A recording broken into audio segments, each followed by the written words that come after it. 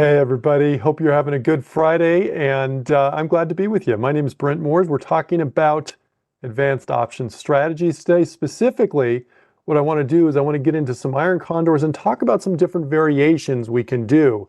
Not just necessarily, specifically we're talking about iron condors today, but I want to just reiterate that when you're dealing with options trades, there's maybe kind of a standard way that often we'll teach to do things, but it doesn't mean other ways are necessarily right or wrong. And I want to kind of explore those things. So we're going to get into this in just a little bit. Let me just mention a few things. One, I'm joined by Connie in the chat. Thank you, Connie, very much. Connie is very knowledgeable on the things I'm going to be going through today. And so between Connie and myself, we'll do our best to help you out if you have any questions there. And also, just remember, you can follow us on X at BrentMooreCS, at Connie Hill CS for some additional content throughout the week. Now, remember, options do carry a high level of risk and are not suitable for all investors. And the information today is for general informational purposes only. It is not a recommendation of any particular security, chart pattern, or investment strategy. The Paper Money software application is provided for educational purposes only. For the sake of simplicity, we're not going to factor in commissions and fees in trades that we're doing here, but just realize that is something you need to pay attention to. And all investing involves risk, including the potential loss of principal. Short options can be assigned at any time after expiration, regardless of the in-the-money amount. And if you're doing stop orders, there's no guarantee of that there's going to be an execution of a stop order at or near the stop price. And I think that's it. Okay, let's head on over to the Thinkorswim platform. Here it is. This is the Thinkorswim platform. We're just kind of keep on marching up. We're down just a smidge today, but actually the high of today represented an all-time high on that SPX. And if I failed to mention it, I see some familiar names in the chat. I see some unfamiliar names in the chat. I'm glad to have you both here. And if you're not even watching live, if you're watching on a recording, I'm glad you're here as well. When we are doing iron condors, and this is I think this is probably maybe the most basic of what I'd call the advanced options type trades, okay? Multi-leg trades, an iron condor, I know a lot of you are, you guys are mostly familiar with it probably. We're doing a short call vertical and a short put vertical. And often we'll use some kind of standard type rules with this. And when I say rules, these are just kind of guidelines we use for this class. Doesn't mean you can't go outside that. But often we'll go maybe somewhere in the range of 30 days to expiration. Okay, 30 days. I should just put DTE, days to expiration. Okay, so that's kind of a stand, and that's an approximation. Obviously, you're not going to hit 30 exactly, typically. But that's but can you go shorter term or longer term? Yeah, you can. We're going to explore that a little bit today. Often we'll look at something where the probability of each of the short legs the probability of the short legs being in the money is roughly 20%. Okay, we may look at delta on that. Delta tells us how much the option is going to move in comparison to a stock price move, but it's also, as a secondary measure, we can kind of use it as get a sense of probability. But so that's kind of how we'll often do our, this is often how we'll set up our iron condors. Now, why do we do that? Well, often we're trying to balance things. Okay, so let me just kind of give you an example of that. Let me get out of this, and first of all, let me just erase this and get out of this, and let's go back to our Thinkorswim platform, and let's just pull up a stock. I'm going to pull up KHC here, Kraft Heinz. This is one that I was looking at earlier, and one thing that I noted was implied volatilities were, reasonably high relative to a lot of stocks on the market. A little bit higher than it was in the past, and we're past earnings. You kind of expect it to be a little higher right before earnings, but that's one reason I was looking at it. And also, the trend was mostly going sideways, And that is kind of some things that a lot of people look for on iron condors. But I'm not going to do a trade on this right now. What I want to do is I just want to point out something to you. If I go to that Analyze tab and I go to the probability analysis, and we see this kind of parabola here, and this, for those of you who aren't aware, this kind of represents where the stock could potentially go over a period of time. And if we're targeting about 30 days here, you can kind of see, this parabola right here represents about a 68% chance of the stock being within this range here. And so often we'll put strike prices kind of outside there for our iron condors. Okay, now the question becomes sometimes, why don't we do something shorter time period? Our theta is going to be higher. Our time decay is going to be higher if we go out 10 days, right? Because time decay typically goes up. The rate of time decay typically goes up the closer you get to expiration. But one of the challenges is, if you're going to do that, the strike prices you're going to choose are going to be pretty close to the current price. Now, you may say, well, Brent, that's true, but there's less chance, there's less opportunity for the stock to go outside the strike prices. That is true as well. However, ultimately what it comes down to is you end up being subject on this to just one short-term quick move, okay? You see how if you get a short-term quick move against you, it really kind of just can kind of obliterate this trade real quickly. Whereas the longer term you're looking out with the wider strikes, it gives you time for it to bounce around. Now, it may still go against you, but it's less of a speculation on just a short-term price move speculation and a little bit more dependent on the overall time decay on there as well. And as Sam pointed out, yeah, the premiums are going to be lower as well. Yeah, so that's why often we don't do that. But there may be times when you do that. You can go shorter than, 30 days, 25 days, 20 days. You can do that. Just know what you're doing there. And now the same thing is true. We could take this out to, we can go out a 70-day expiration, right? So the 70-day expiration, we can put our strikes out wider, no doubt. Our time decay really kind of slows down during that time period, okay? The rate of theta, the rate of time decay is less at that time point. So we're trying to find a balance point, and that's why we often kind of do these trades that are kind of in this range here, 25 to 40 days, maybe something like that, for short options, whether they're iron condors, short call verticals, short put verticals, or short puts, that kind of thing, okay? Also, if you go out a long ways, then you're trying to speculate out longer term in terms of what the stock is going to do. So that's kind of the rationale as to why we kind of have this basic setup that we often do, and we often do in that time frame. Now, I also mentioned implied volatility. Other things we look for, of course, we want liquid options. That's it doesn't matter the option trade. We want liquid options there, okay?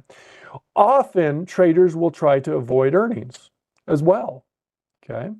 Often traders will try and avoid earnings as well. Let's look at another company here. Intel. Intel's been in the news today even, with the news of possible the U.S. government taking basically equity in a sense in some part ownership in Intel. And you can see we've reacted fairly positively here,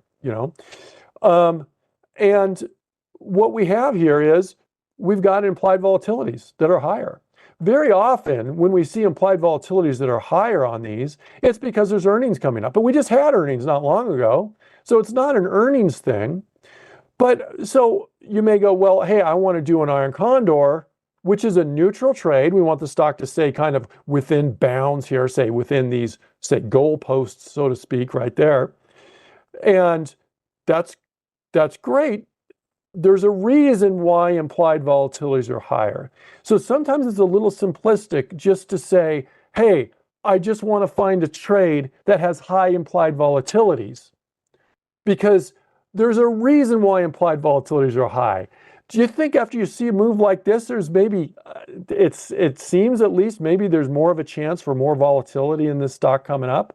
And if my goal is a trade where the stock doesn't go very far, that may work against itself. Now you're getting compensated more for it with the higher IVs. You're getting higher premiums in there, but there's a reason for that. So I don't want us to just revert to the simple notion of high implied volatilities are the trades that we're going to do. Okay? All right. Now, let me go and let me just hit some things on the in the chat, because Connie's trying to keep up, but there's a lot of questions here that I want to go. I brought up Intel. By the way, just a little tease, so to speak, coming up at the top of the hour, there's a market mover session today. I'm going to go into Intel in a little bit more depth as well. I'll be covering that session today for Ben Watson. So that's at the top of the hour. Now, Sam says, if you sell 30 days out, do you wait the full time period to close out earlier if you reach a certain profit? Good question, Sam. When do we close these out? The answer is typically the way we teach it in this class is no, you are not waiting the full 30 days on this. You're not waiting the full time till expiration on this. If you've made, and a lot of times when we do a iron condor where we have a short call vertical and we have a short put vertical, that's our iron condor, what we'll do is we'll kind of manage them independently. And we'll say, once we've entered it in, we'll then kind of look at that short call vertical. And if we've made 80% on that, or 75%, or you can choose the number there, then we're just going to get out of that side of the equation. Same thing with the short put vertical. If we've made 80% on that, we're just going to get out of that. Hopefully that occurs very early on in the trade. Probably not. Usually it takes more time decay for it to get there. But so no, we're not waiting all the way till expiration. Typically on the vast majority of trades, let me put it that way, in this webcast, we are closing it out before expiration. All right, so there we go. Let's see. And Connie answered beauty is best. Perfect. Thank you, Connie. And I got Sam, and you also answered Max for Max. Okay. So I think we're caught up on questions here. Let's move forward here. So let's look at some trades here, though. Okay. So here's another one I was kind of looking at. I'm going to look at Oracle. And I am avoiding earnings for the most part on iron condors when we're doing these in this class. And in this case, you may just be kind of aware when earnings are coming out. Earnings are coming out for this particular stock on September 8th. September 8th. So that's less than a month away. Now, you don't have to avoid earnings, but if we're going to avoid earnings, we're going to want to find an expiration date before September 8th. Okay? So let's do that. Now, here's my theory. I'm looking in this webcast, and of course, there's, technical analysis isn't the sole means of investment research, which is one reason why we use probabilities as well. We look at like probability in the money. We had a pretty good uptrend. Seems like we're kind of flattening out here a little bit right now. So I'm going to go with the assumption that for the short term, maybe just 2 or 3 weeks before our September 8th expiration, we're going to go more sideways. And so I'm going to look at an iron condor here as a stock where we have a fairly high implied volatility. It means we're getting higher premiums. Now, I don't know if this could go, IVs could continue to go up, they could go down. Sometimes, I don't want you to get in the trap sometimes of thinking, oh, implied volatilities are just going to keep going up every day until earnings. Look at the last earnings, okay? Last earnings, we kind of had implied volatilities, and they kind of actually gradually, not significant, not that much, but they sloped down.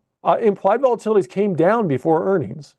But in general, they tend to go up before earnings at some point, and then a little bit before earnings, usually they kind of plateau a little bit. In this case, if we go back to earnings, it actually kept going up all the way to earnings. But I'd say more often than not, it kind of plateaus just a little bit before earnings anyway there. So, so there we go. Now, if you're trying to find, you can look at your technical analysis on this. London uses ADX, which is kind of a trend indicator, the ADX, here to try and find your spot. But I'm going to go with the premise that we're kind of going more sideways on that. Okay, I think I already mentioned that. Let's go through and look at some options here. So I'm going to go to the trade tab. I'm going to go to Oracle. We're going to look for an iron condor trade. And I'm not going to go all the way out. I'm going to go out just a couple weeks, maybe. We'll go out 2 weeks here on this. Okay. And I'm going to look at my strikes. Kelly looks at the probability expiring cone. Great. There's a lot of different ways to do it, and those are all good ways you're mentioning there. So I'm going out 14 days. That's not 14 days. Where was I? There's 14 days. Oh, hey, you know what, everybody? Let me just mention this. Welcome to the Windy City. We are joined right now by our workshop that is going on right now in Chicago. So I just want to give everybody a greeting there. This is our advanced options class that occurs each week. Invite you to join me. And then, you know what? Following this class on Fridays, we have Market Movers, which Ben Watson is the typical instructor on. Those of you in Chicago know who Ben is. So make sure you check that out as well. But I invite you all, and those of you who are watching, who are just joining this webcast right now and not in Chicago, make sure you check out local workshops that may be coming to a town near you. They're great experiences there. Okay, let's talk about iron condors, and we're going a little bit shorter term on these, okay? 14 days out. So a little bit outside our normal rules that we're looking at. Can we make it work? Yeah, other than the expirations, what I want to do is I'm going to look at the probability in the money, which we usually do, some version of that. Maybe probability in the money, maybe delta. I got probability in the money. And what I'm going to do is I'm going to go out to something in the order of 20%. Okay? Maybe we don't have anything right at 20. We have something we can go to 21 here if we want. I'm going to do that. And I'm going to double check my bid-ask spread here. Okay? About 9 cents. Seems pretty good. Oracle's a big company, heavily traded company. And so maybe not a shocker there on that we have a pretty tight bid-ask spread. I'm going to click on that bid price. Just click on it with my cursor. Then what I'm going to do is I'm going to go to the next strike up higher. These are calls. I'm going to go to the ask price. I'm going to hold down my control key. You see my finger? I'm going to take that finger. I'm going to put it on my control key on my keyboard, and I click on that, and now I have a short call vertical. Well, I don't want to stop there. I'm going to go to the put side of the equation. I'm going to go probability in the money. I'm going to go about 20%. And in this case, we have one right about 20%. And I'm going to click on the bid price, hold down my control key, click on the bid price. And then I'm going to go and I'm going to click on the ask price of the one I want to buy. This is an iron condor here, folks. This is an iron condor. So now let me just hit this up. Why did I emphasize holding down that control key? Because once you enter one trade, if you don't hold that control key down, you know what's going to happen? It's just going to overwrite the first one with the second one, and it's going to erase the first one. So I wanted to add them all together there. Now you can use probability in the money, you can use delta. They're going to give you different calculations. Are there any perfect calculations out there? No, there's no perfect calculations out there. And so they're just estimations of probability. We don't know what's going to happen. I can't tell you which one you should use. There's other, you can go to other places on the internet and probably get a different mathematical model that'll come up with a different probability in the money there. So they'll usually be a couple % off from each other, but that's probably a good reminder to you that we're just kind of limited in the amount of precision that we can get to with these type of things here. Okay, so great question there, Daniel, but I'm using probability in the money today. Let's go back to that trade here. Okay,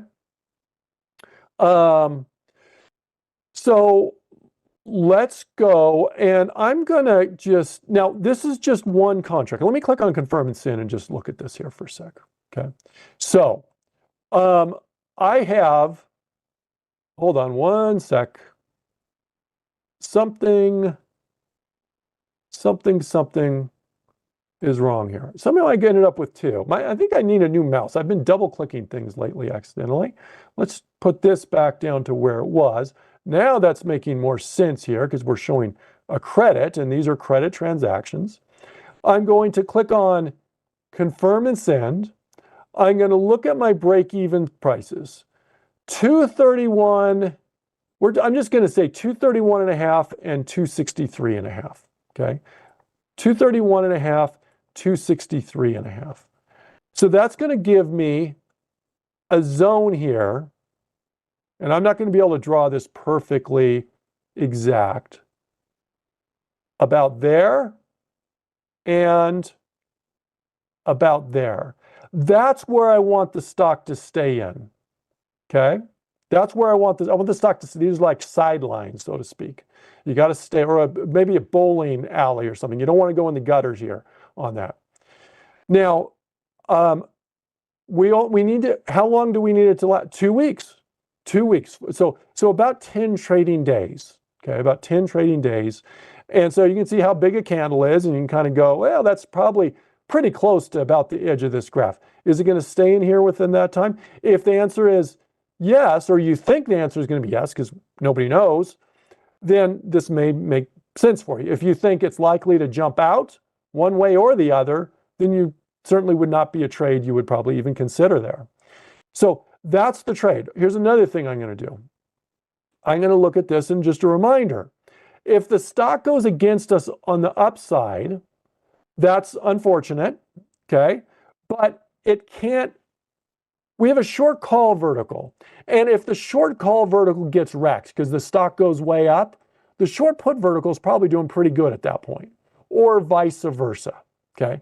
But if the stock goes far enough either direction, overall, we're going to be losing on this trade. This is a trade where our reward to risk isn't going to be great. That's just iron condors, folks. That's when you're doing a short iron condor, if you're going out to a 20 delta or 20 probability in the money, they're going to be, your reward to risk probably isn't going to be great on that. But that's how it is. But this is a more of a neutral type trade. Notice we're only out 14 days. No problem. My max loss, $163. I can ratchet that up if I want to in terms of more contracts, as long as it meets my risk management rules here on this. Okay, so now if I click on this, there we go. Max loss is going to be twice that. Okay, there we go. Now, if it goes against us, or boy, you guys are chock full of good questions today here. Do we roll out, or do we just close it out if it goes against us? Well, remember this.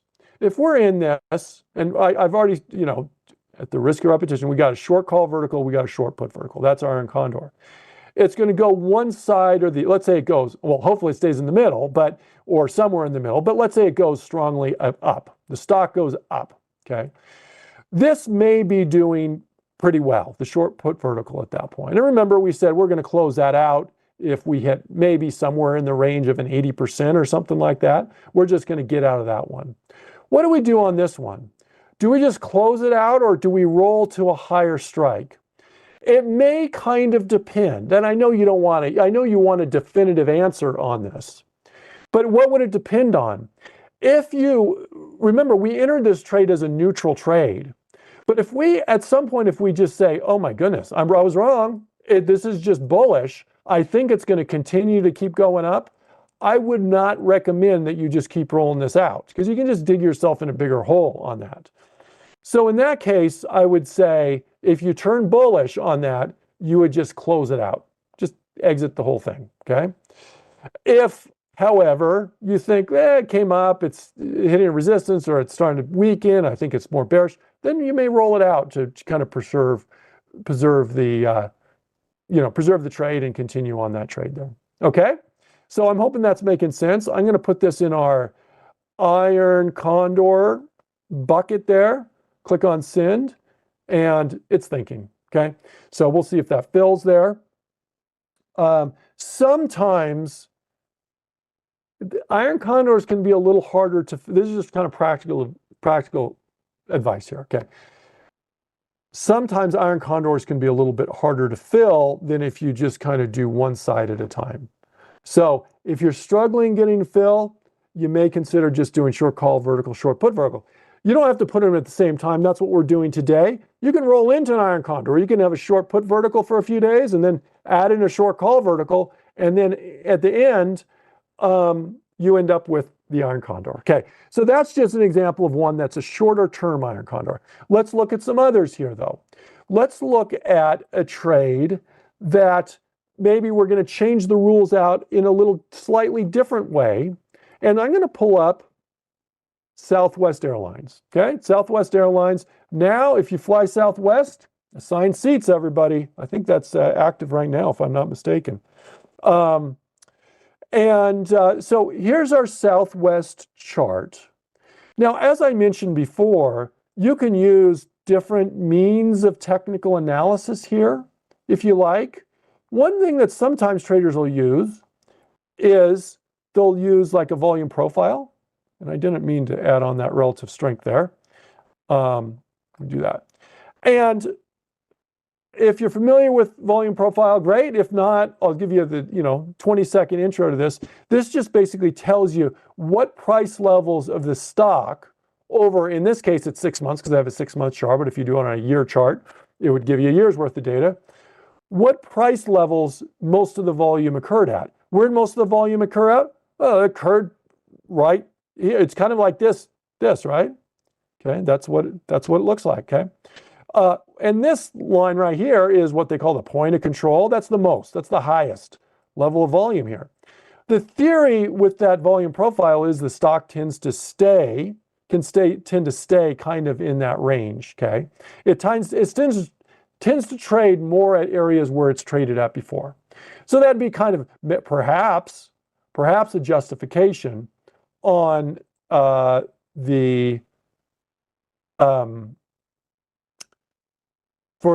more of a neutralish trade. Here it is on a 9-month chart, okay? Volume profile, kind of the same thing. Maybe he's changed just a little bit that point of control, but mostly neutral on this, okay? Now, if you're pretty neutral on these, do you need to go 20% on your probability in the money? No, I'm going to go out more than 14 days because remember, we're kind of illustrating some variations we can do on this. I'm going to go out, we'll go out September 12th here.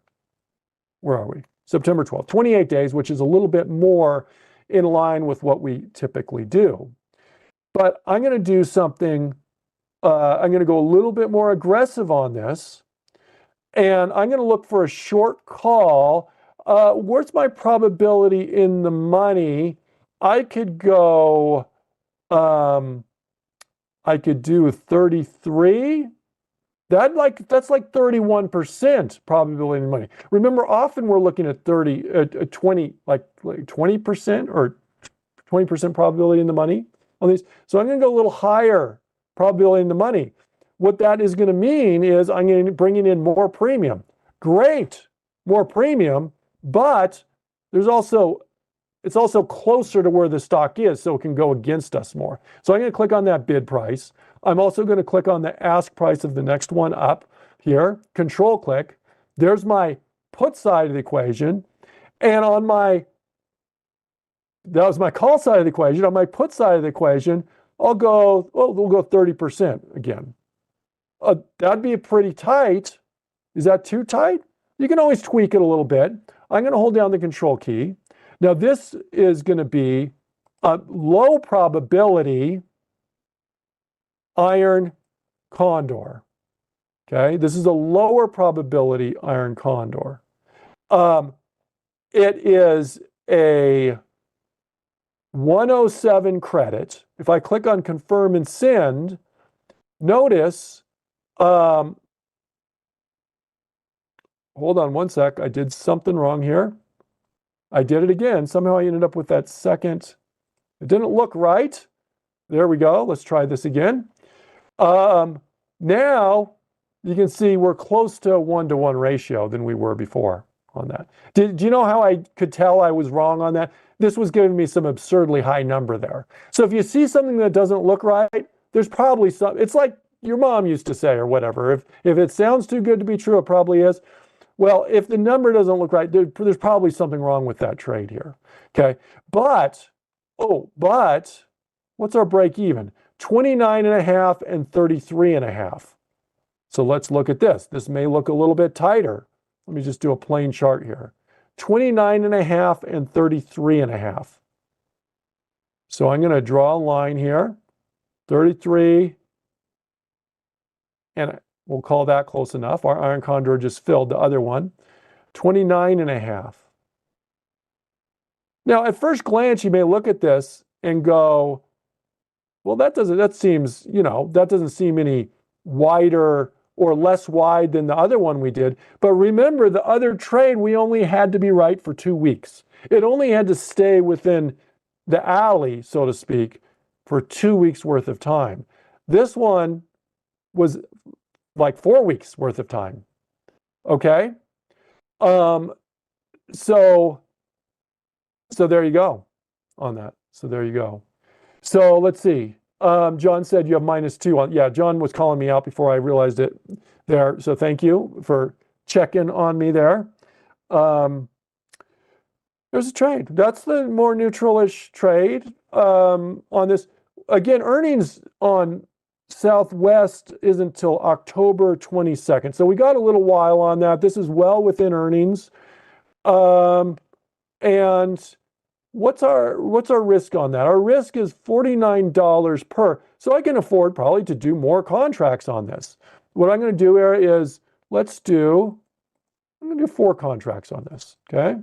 Just make sure they're all the same. Now, do I have to make sure I don't have, you can do a trade where they're not any uneven number, but just realize that you're changing the trade entirely. So that's okay. You may want to do that.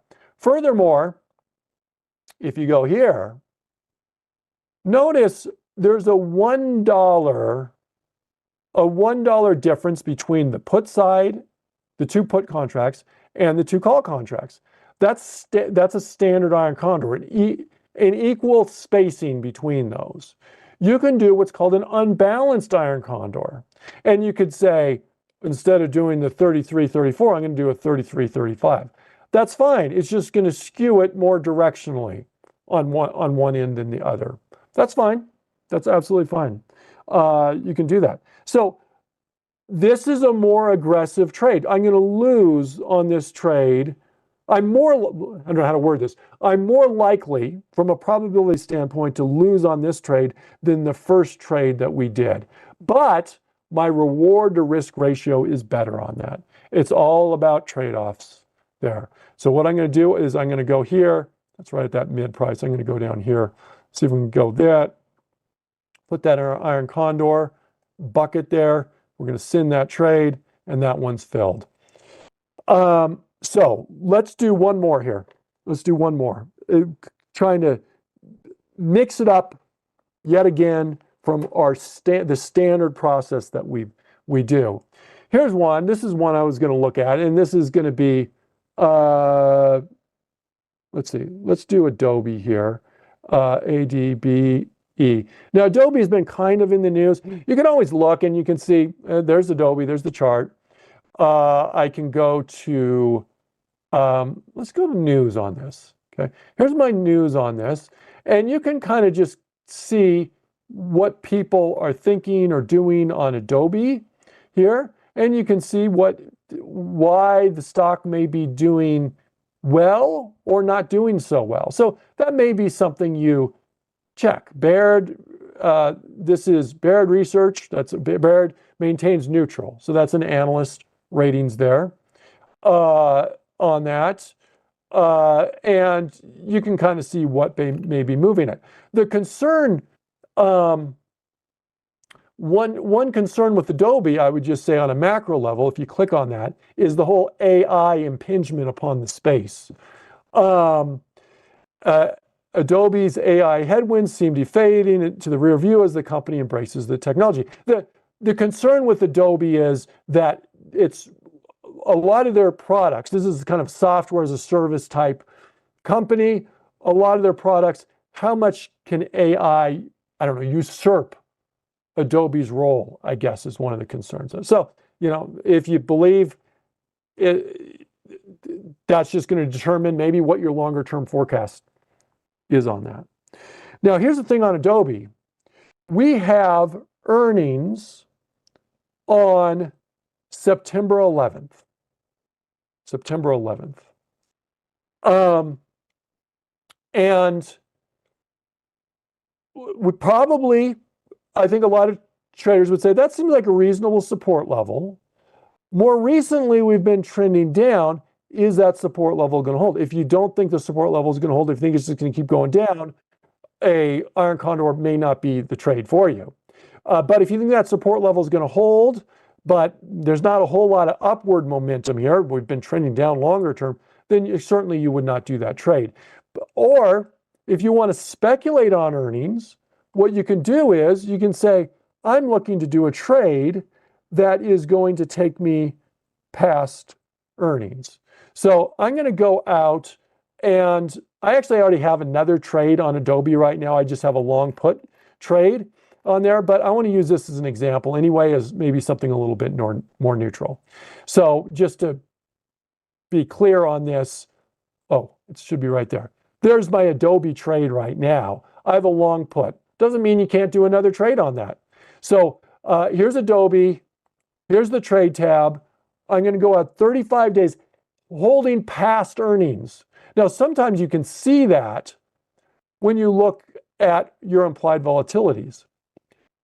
Here's your average implied volatilities for the different months. Do you see? This is expiring in like an hour or two. So that's why implied volatilities are so high on that one. But then as you look forward, you can go boom, boom, big jump up in implied volatilities. That's because that's going to tell me that's past earnings there. If you want to hold past earnings, you can. Now you can look at, I can do 28 days, or I think, no, that was not 28 days, that was 14 days. I can go at 28 days and look at this. Just be a little careful on your bid ask spread, your liquidity. Do you see how this 20% kind of wide, 20% probability in the money, that's too wide. That's a $1.35 difference between the bid price and the ask price. That's just too much, okay? Remember, we're hoping for something closer to 5% on those. One way to deal with that is to go to the monthly contracts. So I can go to the monthly contracts, and if I go to the 20%, we'll call this one right here, you'll notice there's a 35-cent difference between the two, which is pretty close to our 5% goal there on that. So that's the one I'm going to do. We're going to hold this through earnings, knowing that when earnings comes out, there's pros and cons. When earnings comes out, the stock has more probability of moving up or down a long ways, which works against our trade. But, so you go, like, why would you ever do that trade? The answer is the implied volatilities are they're much higher. And you're likely to see what we call an IV crush, or a big drop in implied volatilities. These are negative vega trades. They benefit if implied volatilities drop. So in other words, the pricing takes into account the likelihood of a big move on earnings. So you don't need to be fearful of earnings if that's the trade that you want to do. Okay? You don't have to necessarily avoid them. So I'm going to do a $5 wide spread on those. Do the same thing on the put side.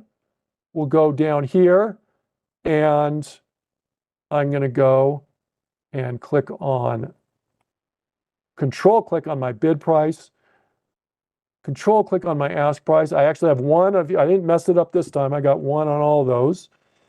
And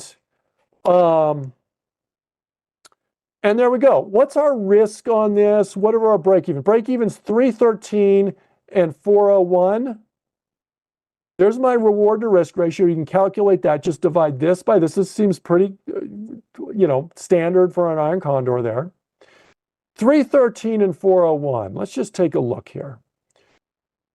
313 is down here. 313 is right around, we'll call that good enough. And 401 is right, we'll call that good enough there. This is the range. This outer range there is the range we want to set. It's a wider range. Why is it a wider range? Because we're getting more money, more premium because of the high implied volatilities on that. The higher the implied volatilities, the wider that range is going to be there for you. All right. So, and then when we look at this one, when I click on, I'm actually going to move this down just to get filled on that. I'm going to move this down just a little bit. Okay. Confirm and send. You can see I'm risking a little bit more on this. I'm only going to do one contract on that. And we'll throw that in our Iron Condor bucket there. I'm going to send that trade. And there we go. Okay. Now, that's all I have time for, folks, in terms of doing Iron Condors. We talked about some standard things. We often go, 20 to 30 or 30-ish days out till expiration. I gave you an example of one where we just went out a couple weeks. Okay. Often we go out to 20% probability in the money. We did one where we went much more aggressive than that. We're doing variations on this trade. Often we try and avoid earnings. I did one where we just intentionally are trading, planning on holding through earnings. All these are valid variations of that standard Iron Condor. Now, most weeks I'm going to stick pretty much with the vanilla Iron Condor that we teach in this, but I wanted to show you that you can mix it up. Just make sure you know the pros and the cons. I want to thank you, Connie, for helping me out in the chat, of course. I want to thank each of you for joining me today.